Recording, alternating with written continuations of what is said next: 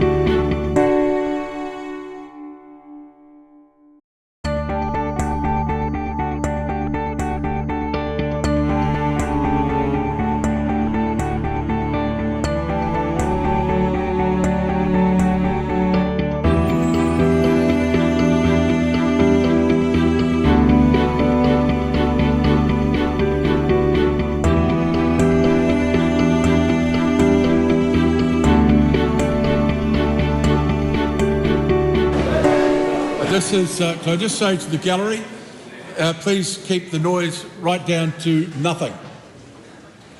I call on Government Orders of the Day, number 1. Principles of the Treaty of Waitangi Bill, second reading. The Honourable David Seymour. Mr Speaker, I move that the principles of the Treaty of Waitangi Bill be now read a second time. Mr Speaker, members of this House can still change their mind. Stop. Hold it. Where are the police helping us with this?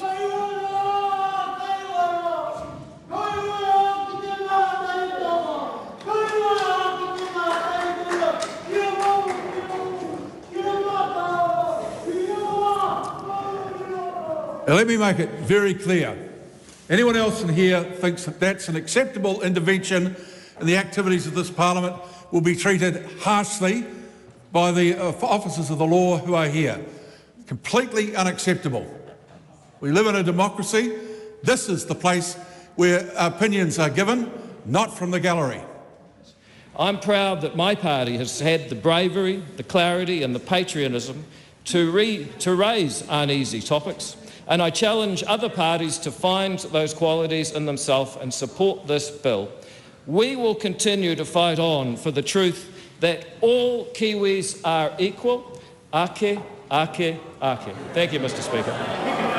Mr Speaker. The Right Honourable Chris Hipkins. Mr Speaker. Te hei Māori ora. Te whare e tu nei, te papa e tā koutou nei, tātou katoa te hunga ora, tēnā koutou katoa. Mr Speaker, normally when I rise in this House to speak on a bill, I say it's a great privilege to speak on the bill. That is not the case today. This is a grubby little bill, born of a grubby little deal. It has had a colossal...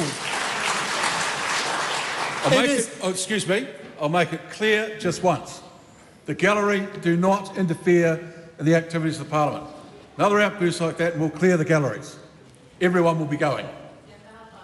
The Right Honourable Chris Hipkins. It has had a colossal impact on the fabric of our nation, and this bill will forever be a stain on our country.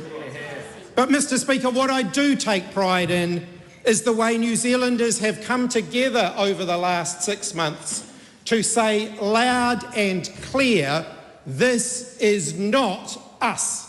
This is not Aotearoa New Zealand. For 185 years, Māori and non-Māori have worked together to make progress. We honour those who have come before. We stand on their shoulders today. And when I say we, Mr. Speaker, I mean those on this side of the House. Labour, Te Pāti Māori, the Green Party, united in our determination throughout this debate to defeat this bill, to end the division that it has created and to bring this country together. Today, National and New Zealand First join the opposition to this bill. But, Mr. Speaker, they can claim no victory, no virtue and no principle. They get no credit for finally starting to fight the fire they helped to ignite. Today, Mr. Speaker, their votes will fall on the right side of the ledger, but they will forever be on the wrong side of history when it comes to this bill. Not one National MP should walk out of this debating chamber today with their heads held high, because when it comes to this debate, they led nothing, they stopped nothing, and they stood for nothing. Unlike the 300,000 New Zealanders who stood up to be counted when it comes to this bill. All those who marched in the streets together, Māori, non-Māori, ethnic communities, young and old, saying this is not New Zealand and this will not define who we are as a country.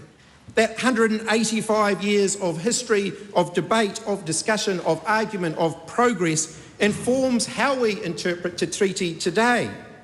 And no member of this House simply gets to wipe all of that 185 years of history away to suit their own purposes.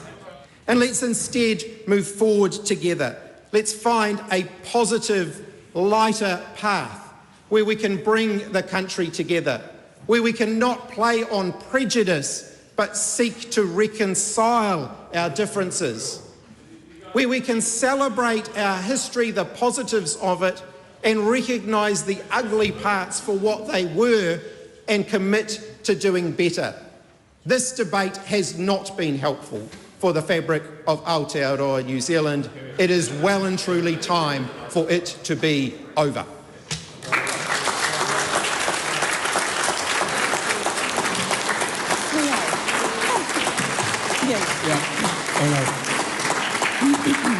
The Honourable Marama Davidson. Mr. Speaker, the people have spoken, and like them, the Green Party opposes this Treaty Principles Bill. Mr. Speaker, I have never felt so much FOMO than that when I was unable to be working and was mostly confined to my home and felt the kaha, the wairua, the beautiful energy of the hikoi all around the country and the hikoi to this place, Te Whare Pāremata.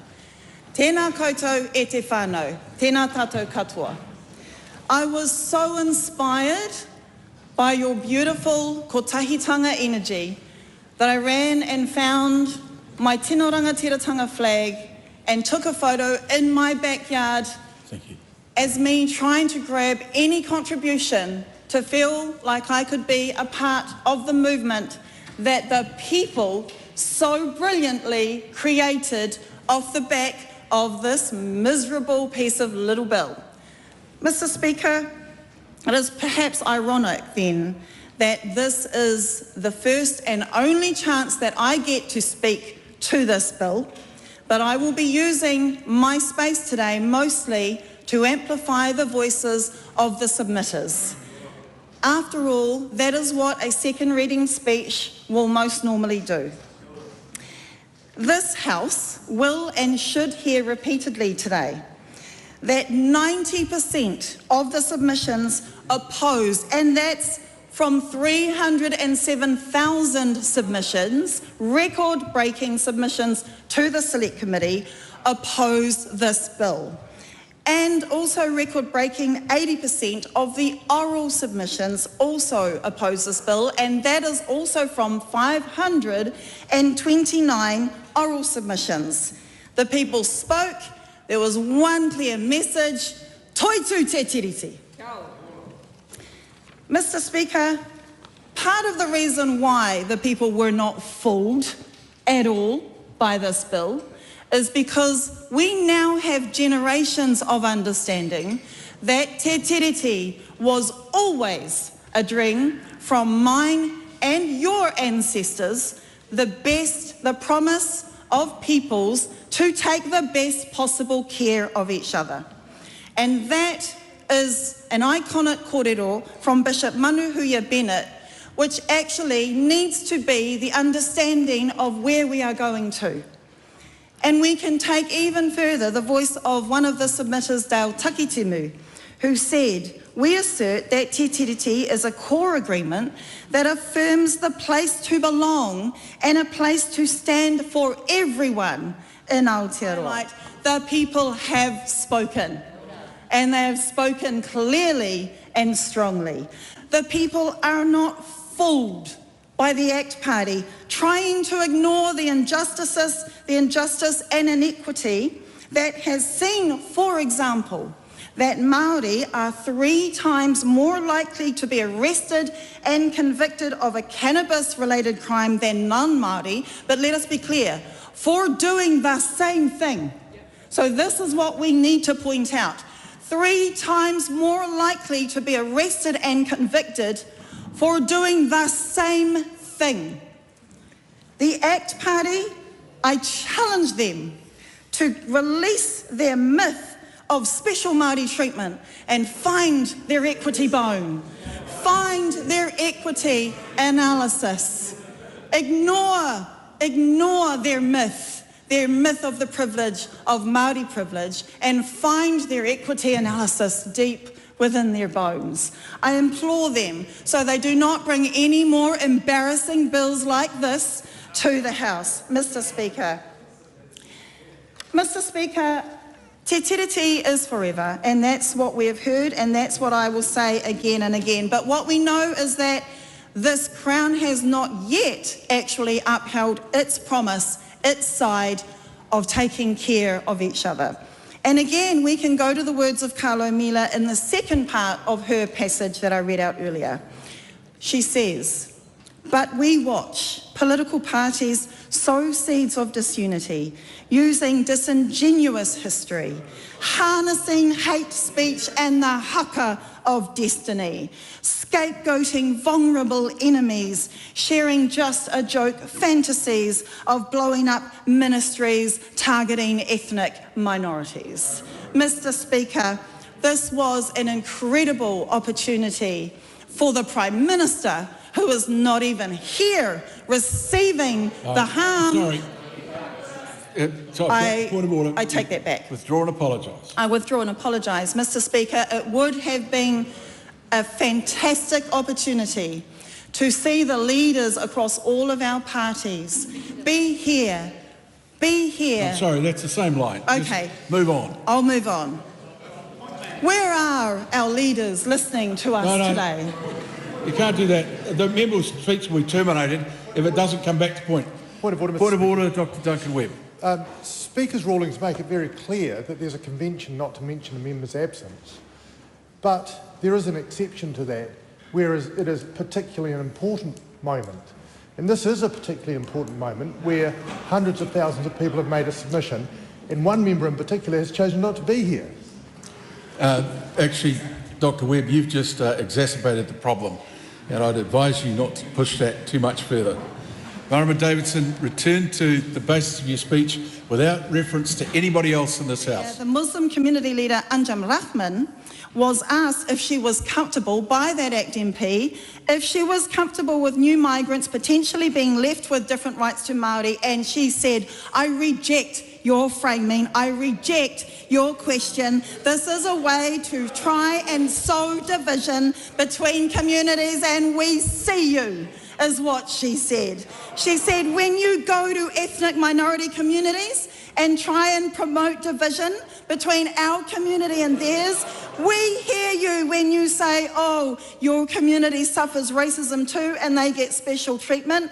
And she said in her submission, Māori did not get special treatment. They did not get privileges. They are getting the rights that were promised to them and the help that should have been upheld in a very minuscule way. I am so pleased that the people came and spoke. We are proud to stand here today to oppose the Treaty Principles Bill. Toi tu te tiriti.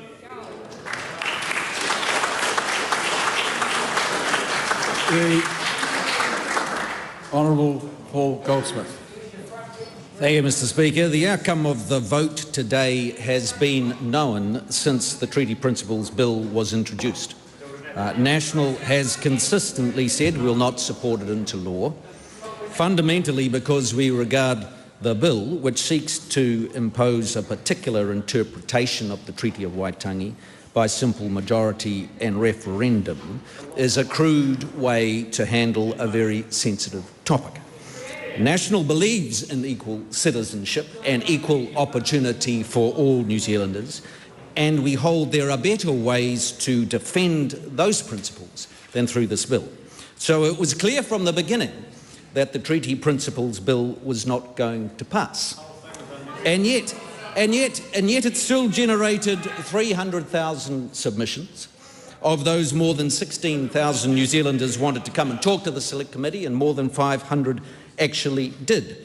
In the meantime, some 40,000 people marched to Parliament to oppose it, and it's dominated 2 summers. So what are we to make of this? Clearly it shows that many people feel passionately about the topic, and I want to acknowledge the effort so many people put into expressing their views. Some of the submissions were truly remarkable. And at the same time, we're committed to continuing and completing the treaty settlements process that was begun in the 1990s. Around 2/3 of the settlements have been completed, many under previous national governments. It's been a bipartisan effort across many decades and has involved thousands of Māori up and down the country studying history, negotiating, forming new structures to manage settlements. Successfully, we have re-established strong financial basis, confidence and ambition. The settlements have never been an exercise in achieving perfection. Many Māori complainants will rightly point out that the settlement payments reflect only a fraction of what was lost, and that's true. Equally, the process requires today's Kiwis to spend sums running to the billions and to agree to bespoke arrangements in specific places, often because of events going back as far as 180 years or earlier. So treaty settlements require grace on both sides as well. When we think of a referendum, so Mr. Speaker, when we think of a referendum in 2026... Sorry, that member can take herself out of the House if that continues. Thank you, Mr. Speaker. When we think of a referendum in 2026, our preference is for the election to be a referendum on this government's success or otherwise in making progress on those massive challenges. And I have every confidence that we together will make genuine progress on this area. So thank you very much, Mr. Speaker. Call on the Honourable Casey Costello.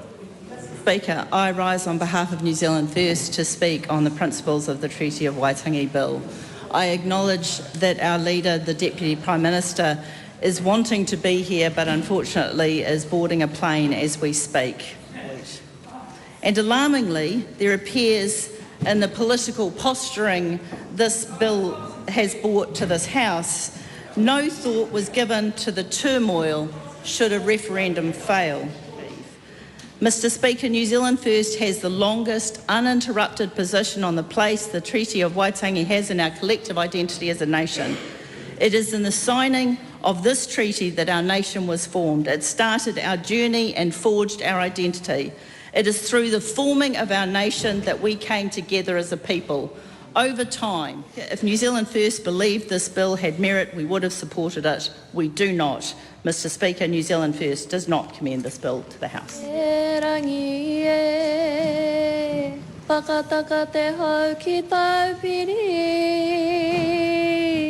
This bill hasn't been stopped. This bill has been absolutely annihilated. Mr. Speaker, Aotearoa New Zealand made it clear to our country that it does not support this bill. We are not divided, but united, with the 90% of our country's submissions saying no. The question is that the motion be agreed to. Those of that opinion will say aye. Aye. To the contrary, no. The noes have it. The noes have it. A party vote is called forth. Clerk will conduct a party vote. New Zealand National. 49 votes opposed. New Zealand Labour. 34 votes opposed. Green Party Aotearoa New Zealand. Te kau Marama, ngā pōti e kau. ACT New Zealand. 11 votes in favour. New Zealand First. 8 votes opposed. Te Pati Māori. He ono ngā pōti e whakahe.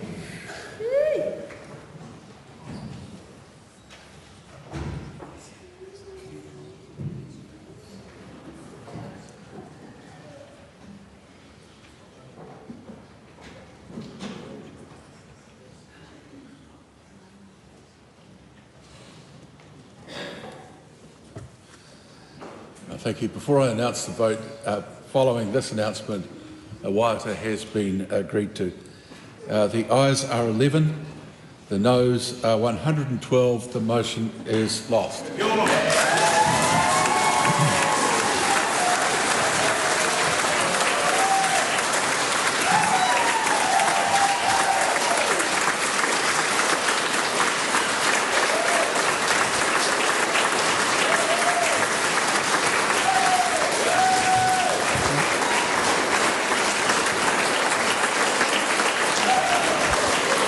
That's enough. That's enough.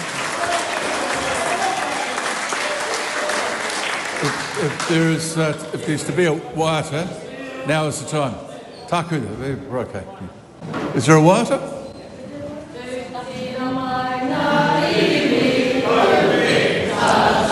Tākura.